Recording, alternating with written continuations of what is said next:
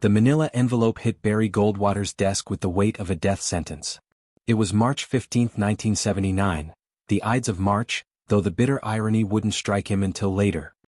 His secretary had been unusually nervous delivering it, mentioning only that a gentleman who insisted on no names had hand-delivered it with specific instructions. Senator Goldwater must open this alone immediately. Inside, Goldwater found a single photograph and a note that made his blood run cold. "Senator, I have 72 hours before they find me. What you're looking at killed 2 presidents and tried for you twice. You deserve to know why. Room 1247, Hay Adams Hotel. Come alone. A friend from Langley." Before I tell you what was in that photograph, if you love uncovering Cold War secrets, subscribe and comment below. Do you think Castro really ordered hits on U.S. leaders? The photograph showed a weathered document in Spanish, clearly old, with coffee stains and handwritten annotations. At the top, in Fidel Castro's unmistakable scrawl, Lista Eliminación Prioritaria Actualizada Enero 1964. Priority Elimination List, updated January 1964. The list contained 20 names. John F. Kennedy was number 1 with a red line through it and the date, November 22, 63 completado. Robert Kennedy was number 2, similar red line, dated May 6, 68 completado. And there at number 3, Barry Goldwater, Senator, Arizona. Extremista peligroso. Amenaza futura. Goldwater's hands trembled as he read his own death warrant, written 15 years earlier by America's closest enemy. According to the annotations, 2 attempts had already been made. Both failures, both previously unexplained incidents in his life that suddenly took on sinister new meaning. The first annotation read, Intento 1 Phoenix, Marzo 1967. Fallo mecánico del avión. Agente Juan Méndez comprometido. Eliminado. The second, Intento 2 Las Vegas, October 1971. Envenenamiento partial. Dosis insufficient. Agente Maria Santos retirada a La Habana. Goldwater set down the photograph, his mind racing through memories. The plane incident in 67. His Beechcraft Bonanza had suffered catastrophic engine failure just after takeoff from Sky Harbor. Only his military training and sheer luck had allowed him to dead-stick the aircraft back to the runway. The mechanics had been baffled by the failure, calling it a 1-in-a-million malfunction. And Vegas in 71. What he'd thought was severe food poisoning after a fundraising dinner at the Sands. He'd been violently ill for days, hospitalized when his condition worsened. The doctors had run dozens of tests but never identified the specific toxin. Now he knew why. That evening, Goldwater entered room 1247 at the Hay Adams with his service revolver tucked into his coat. The man waiting for him looked like a ghost, gaunt, unshaven, with a 1,000-yard stare of someone who'd seen too much. Dennis McAllister, though that probably wasn't his real name, had been CIA for 23 years before something made him run. "Senator," McAllister said without preamble, pouring whiskey into 2 glasses, "in about 70 hours I'll be dead. Car accident, heart attack, suicide, they haven't decided yet. But before that happens, someone needs to know the truth about Dallas, about Los Angeles, about the war you never knew you were fighting." "You're saying Castro killed the Kennedys?" "I'm saying it's more complicated than anyone imagined." McAllister pulled out a thick folder. After Bay of Pigs, Castro went beyond defensive. He created G2 Special Department 13, tasked with active measures against American leadership. The elimination list was their blueprint. McAllister spread out documents, intercepted communications, surveillance photos, operational reports that should have been destroyed years ago. The list wasn't just names. It was a sophisticated targeting package. Psychological profiles, vulnerability assessments, preferred elimination methods. You, Senator, were marked as durable target, conventional methods insufficient. Meaning? Meaning they knew you were tough to kill. Military background, irregular schedule, natural paranoia. The profile recommended technical accidents or biological agents rather than direct action. But Oswald was in Mexico City 2 months before Dallas, meeting with Cuban intelligence at the Soviet embassy. We have the photos, the wiretaps. He met with Valery Kostakov, Department 13's assassination expert. They didn't recruit Oswald. He came to them eager to prove his revolutionary credentials. They just encouraged him.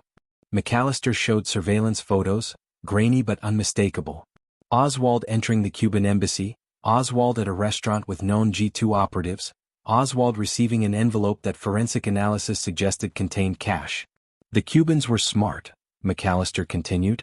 They never directly ordered Kennedy's death. They just made sure Oswald knew they'd consider it a great service to the revolution. When he succeeded, they were as surprised as anyone. But they took credit internally, updated the list to show complotado. And Bobby? That was more direct. Sirhan had no Cuban connections we could find, but there was a G2 operative in the Ambassador Hotel kitchen that night. Not to pull the trigger, but to ensure Sirhan was in position, that security was compromised. They learned from Dallas, why recruit when you can simply facilitate? Goldwater absorbed this information, years of suspicions suddenly crystallizing into horrific certainty. Why wasn't this revealed? Why the cover-up? Think about it, Senator. June 1968. Cities burning, Vietnam raging, the Cold War at its peak. What happens if America learns Cuba helped kill 2 Kennedys? Congress would demand invasion. The Soviets would respond. Nuclear war, all because we couldn't protect our own leaders. So we just let them get away with it? McAllister's laugh was bitter. Oh, we responded. Ever wonder why Castro had so many food tasters? Why his security was so paranoid? Between 1964 and 1975, the CIA attempted to assassinate him 37 times. Not the comic opera stuff the Church Committee revealed, the real operations. We got close, very close. But Castro survived and the killing continued. My name appeared on the list after your 64 campaign speeches about rolling back communism 90 miles from our shore, McAllister explained, showing a Cuban intelligence assessment from that period. They saw you as the spiritual heir to Kennedy's anti-communist stance, but more dangerous because you meant it. When you lost to Johnson, they assumed you were finished politically. But when you returned to the Senate, kept pushing hardline policies. They reactivated my file. Exactly. The Phoenix attempt in '67, your plane. Juan Mendez was a sleeper agent, worked at Sky Harbor for 3 years building his cover. He had access to your aircraft, knew your flight patterns. The engine failure was caused by a sophisticated device that melted after activation, leaving no trace. How did I survive? Luck mostly. The device activated earlier than planned, you were still over the airport instead of the desert. Plus, your military training. Most civilian pilots would have panicked, crashed. You didn't. And Mendez died in a car accident 2 days later. Standard G2 protocol. Successful or not, agents involved in attempts on major targets were eliminated to prevent interrogation. McAllister pulled out another file. Las Vegas, 1971.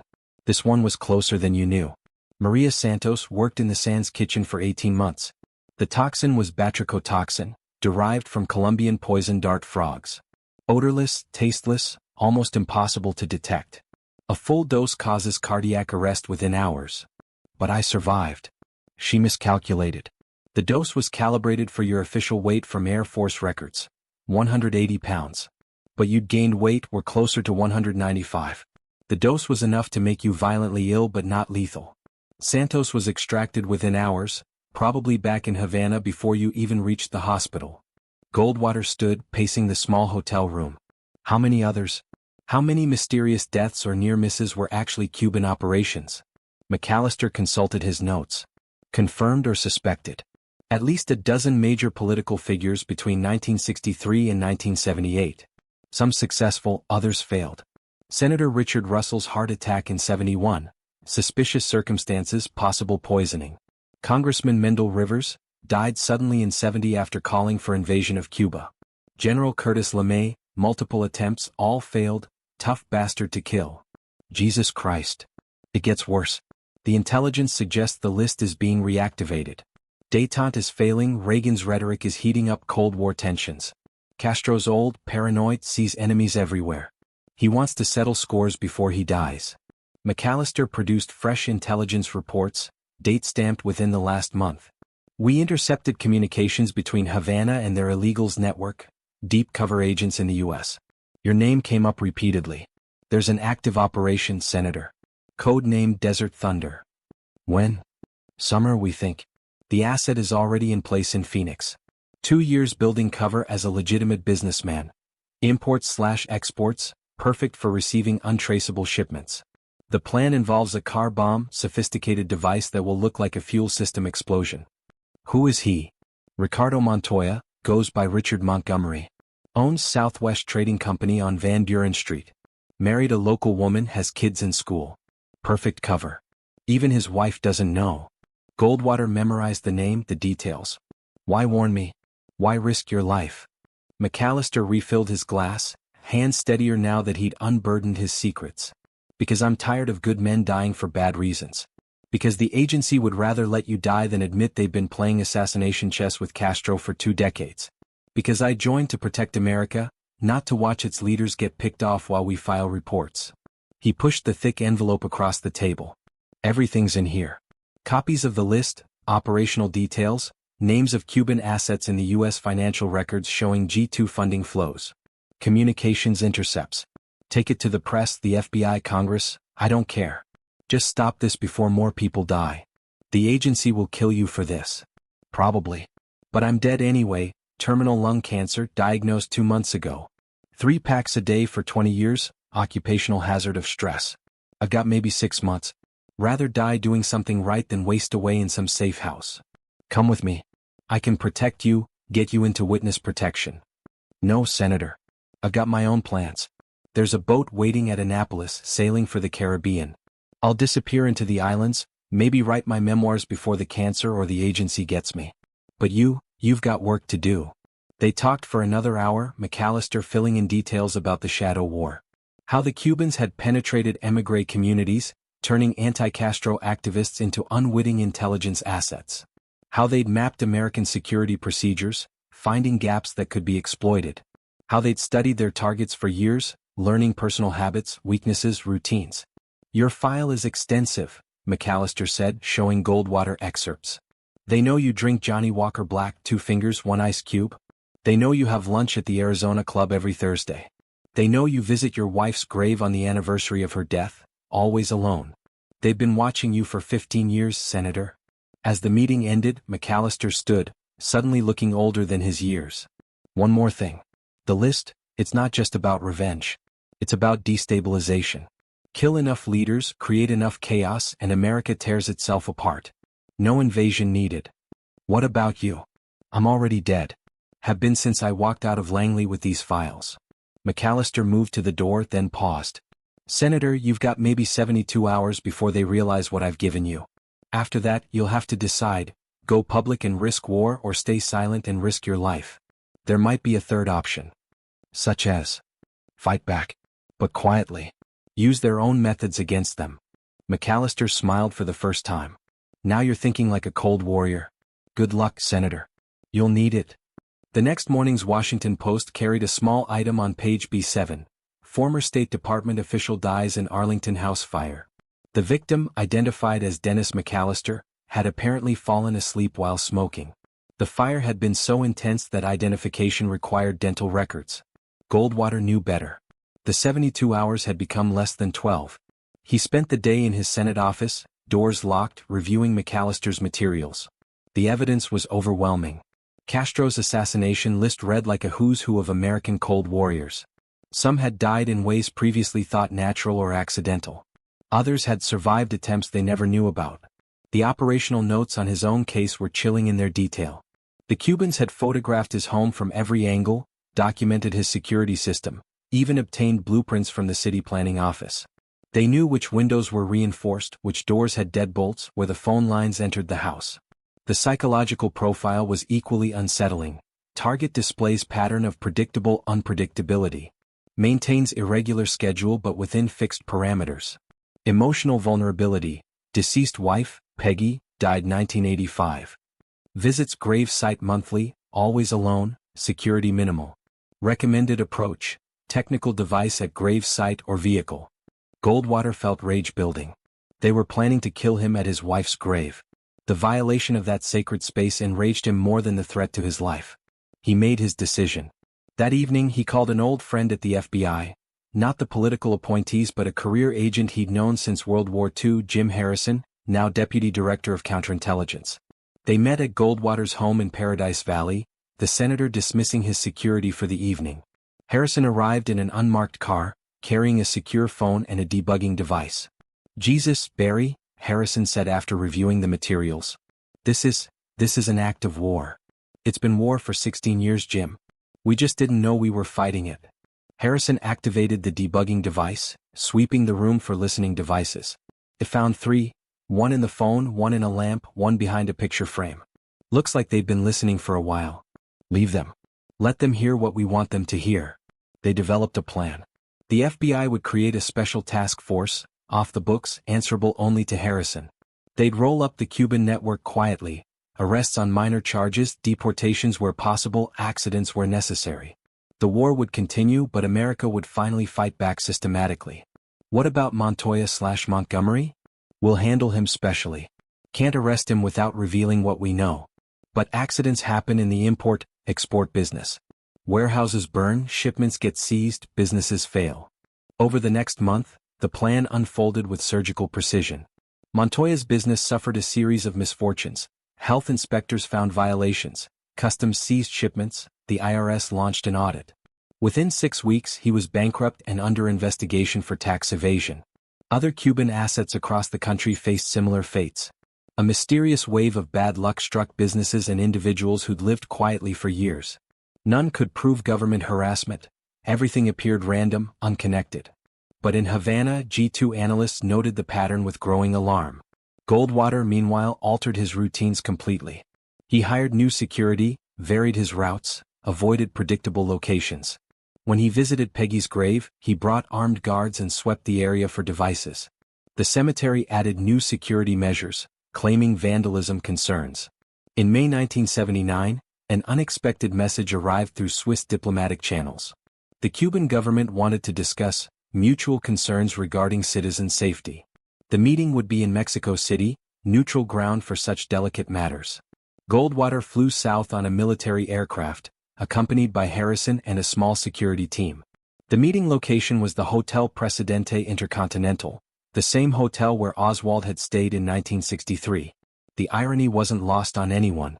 The Cuban delegation was led by a man who introduced himself as Carlos Mendoza, though Goldwater suspected that was no more his real name than McAllister had been McAllister's. Mendoza was clearly senior intelligence, with the cold eyes of someone who'd ordered deaths and slept soundly after. "Senator," Mendoza began in accented but precise English, "we seem to have a misunderstanding that's causing difficulties for both our countries." "Misunderstanding? You've tried to kill me twice and are planning a third attempt." "Alleged attempts, Senator. But more importantly, certain business interests connected to Cuba have recently experienced unusual difficulties in America. This concerns us. As attempts on American legislators concern us." They circled each other verbally for an hour, neither admitting anything but both understanding everything. Finally, Mendoza leaned forward. "Perhaps we could reach an accommodation. The past is past.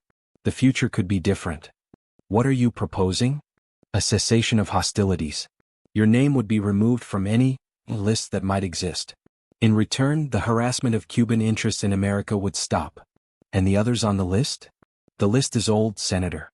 Many names are already crossed out one way or another. Times change. Perhaps it's time to retire such antiquated methods." "How do I trust you? How do we trust you?" "But consider, we've been killing each other's people for 16 years. What has it achieved? Kennedy is still dead. Castro still rules. The only winners are the gravediggers." The negotiation continued through the night. Goldwater demanded proof of Cuban good faith, the recall of all active agents targeted against American officials. Mendoza wanted guarantees that Cuban exiles wouldn't be given free rein to launch operations from U.S. soil. By dawn they had an agreement. Not written, nothing could be written, but understood by professionals who knew the value of keeping one's word in the intelligence world. The shadow war would end, not with victory but with exhaustion. "One thing," Goldwater said as they prepared to leave. "I want to know about Dallas. The truth." Mendoza studied him for a long moment. "The truth, Senator, is that revolutions make men do terrible things. Oswald came to us, wanted to be a hero of the revolution. We encouraged his delusions. Gave him money, told him he'd be welcome in Cuba if he struck a blow against imperialism. We never believed he'd succeed." "And Bobby?" "Not us. We learned from Dallas, too risky, too unpredictable. But there were others with grievances against the Kennedys. We simply didn't warn anyone. So you let it happen. As your government let many things happen to leaders unfriendly to America.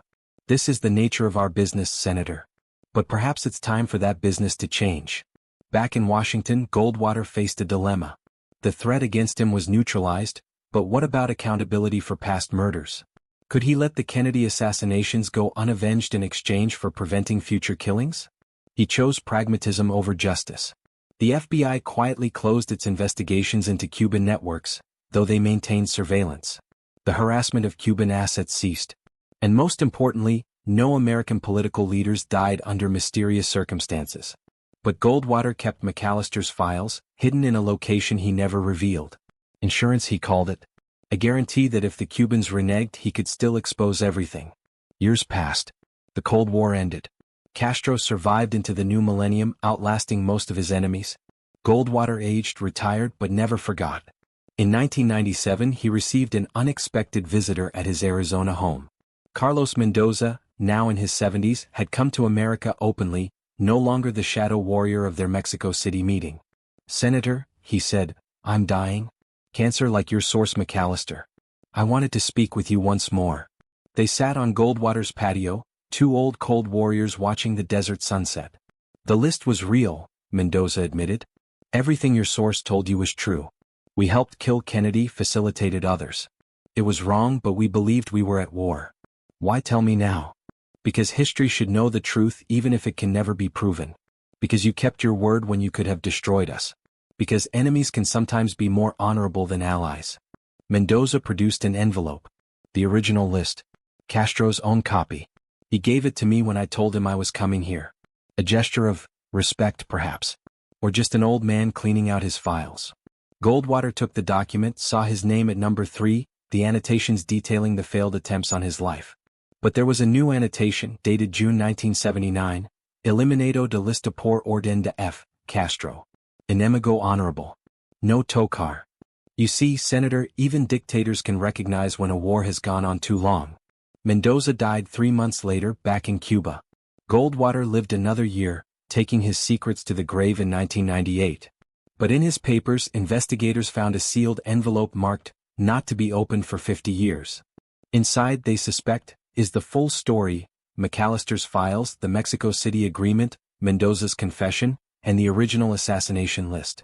When it opens in 2048, the world will learn the true scope of the shadow war between Washington and Havana, where senators were targets and presidents were casualties. Until then, fragments of the story emerge in declassified documents, deathbed confessions, and the memories of aging intelligence officers. They speak of a time when being a Cold War leader meant accepting you might die for your politics, when foreign intelligence services kept death lists like bureaucratic exercises, when Barry Goldwater survived not through strength but through understanding that sometimes the only way to win is to convince both sides to stop playing. The import-export business on Van Buren Street is long gone, replaced by a shopping center. The Hotel Presidente in Mexico City has been renovated beyond recognition. But in certain intelligence circles, veterans still speak of the Goldwater precedent.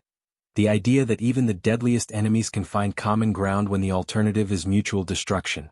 And somewhere in the Arizona desert, in a location known only to his most trusted associates, Barry Goldwater's insurance still waits. Documents that could rewrite Cold War history, protected by the honor of a man who chose peace over vengeance, survival over justice, and proved that sometimes the most powerful weapon in the shadow war is the willingness to stop fighting.